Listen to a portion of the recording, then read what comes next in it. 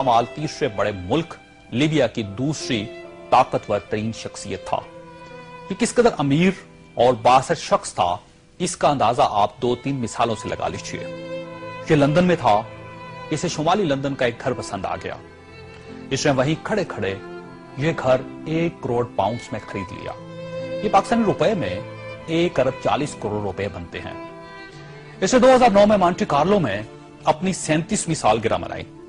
ये दुनिया की महंगी तरीन सालगिरह थी, जिसमें रूस के एल्युमिनियम टाइकॉन ओलेग टेरिपास्का, सोने की कानों के मालिक पीटर मुंक और मोनाको के शहजादे अल्बर्ट समेत दुनिया भर की मशहूर शख्सियात ने शिरकत की।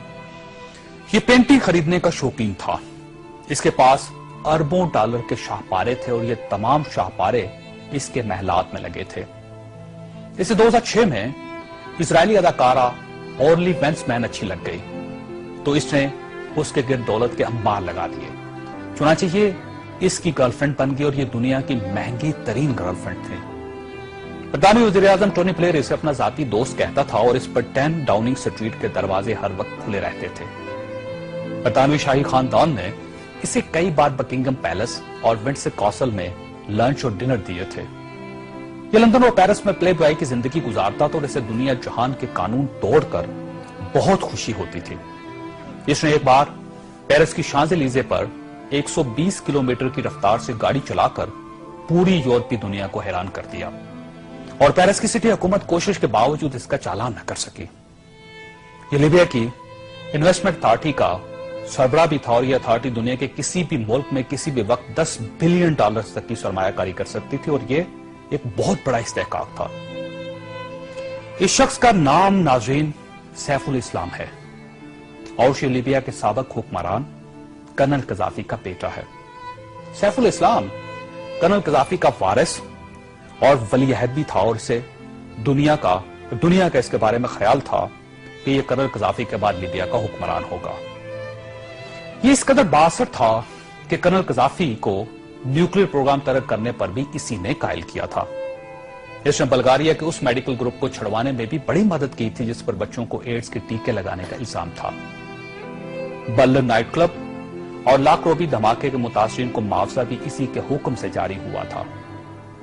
अब मैं आपको इसकी ताजा तरीन तस्वीरें दिखाना चाहता हूं। ये सैफुल इस्लाम 3 माह पहले लीबिया के छोटे से कस्बे अबारी में छुप गया। ये 2 दिन पहले 19 नवंबर को कस्बे के एक ऐसे कमरे से बरामद हुआ जिसमें बाथरूम तक नहीं था और ये बदबूदार पुराने कंबल में लिपटा था।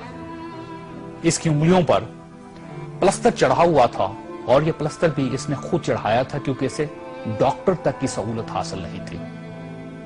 ये सैफुल इस्लाम इस वक्त लीबिया की मौजूदा हुकूमत के कब्जे में है और पूरी दुनिया में कोई शख्स इस शख्स को पनाह देने के लिए तैयार नहीं जो 3 माह पहले तक मलका बरतानिया का शाही मेहमान बनता था और टोनी ब्लेयर इसे माई फ्रेंड कहता था और पेरिस की कंपनियां इसके लिए खसूसी खुशबू इजाद करती थी।